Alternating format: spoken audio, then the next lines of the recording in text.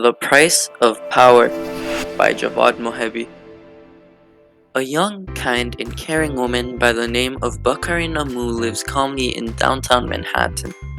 She had recently been diagnosed with a terminal illness and was struggling to come to terms with her fate. All she wanted was to be somebody, to leave a lasting impact on the world before her time was up. But her dreams seemed to be slipping away as her illness worsened and she grew increasingly depressed. Baqarina desired to heal her illness so she can live longer, at any cost. In a secret lab deep in the heart of New York City, top scientists John Factual and Hella Morse were working tirelessly on a new project. John was always looking for ways to take risks and push the boundaries of science. Hella, on the other hand, was more cautious and careful in her approaches. One day, John was feeling particularly adventurous and added a little too much acid into their experiment. This caused a huge explosion, breaking all the equipment and containers. The notorious Narmi virus, which had been locked away for research, broke free and escaped the lab through the sewer system.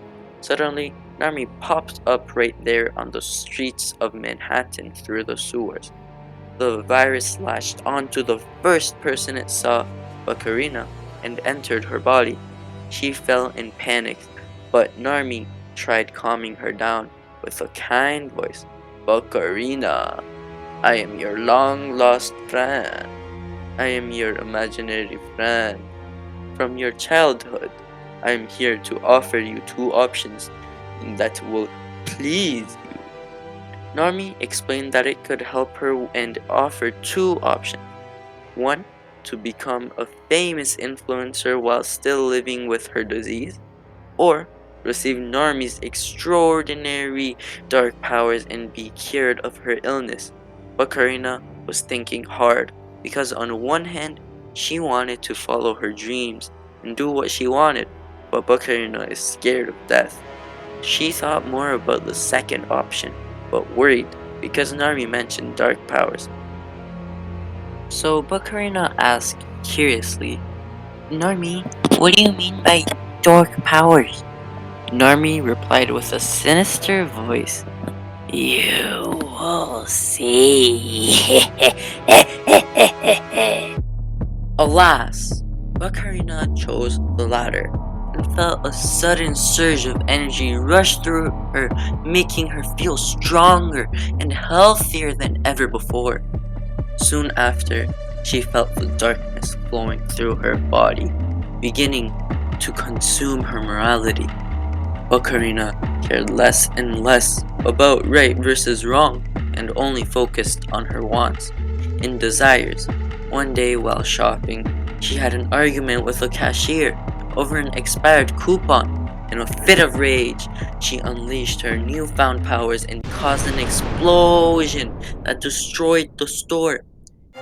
She began to explore her ability and recklessly used them to do evil things. Baqarina fell in love with her powers. She robbed banks, stole from innocent people, and even caused chaos in the city.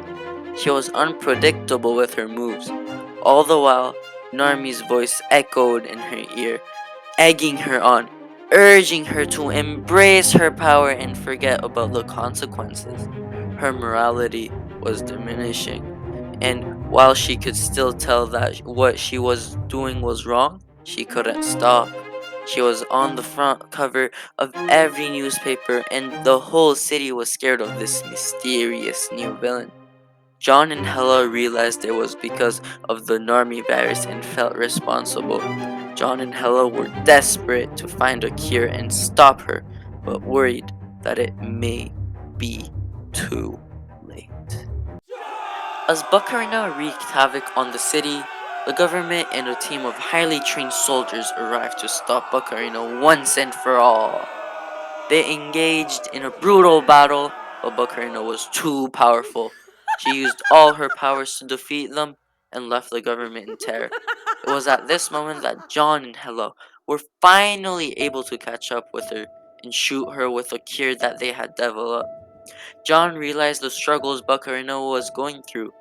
Narmi screamed in pain, but still remained inside Baqarina. John and Hella realized their cure did not work, but found a window of opportunity to speak to Baqarina. They reminded her of how much she used to care for the people of this city. These are the words of John and Hella. Baqarina, my name is John Factual, can you hear me? Are you alright? I know what you're going through. Hella and I are here to help. I'm so sorry for everything. It was all my fault. I'm taking full responsibility for it. If it wasn't for me, you would have been living a normal life, like other teenage girls. It was that explosion that unleashed Nami from the container. So I need you to put on the full armor of God, so that you will be able to stand firm against the schemes of Narmi. Hela said, Look, Baqarina, we know what Narmi is telling you. Narmi is hypnotizing you. It's only you who can unleash Narmi out of your body. You can do it. You can do whatever you want, but you can control it. Even as Baqarina stood victorious, Baqarina knew deep down that she had lost. She had lost her morality, her sense of who she really was.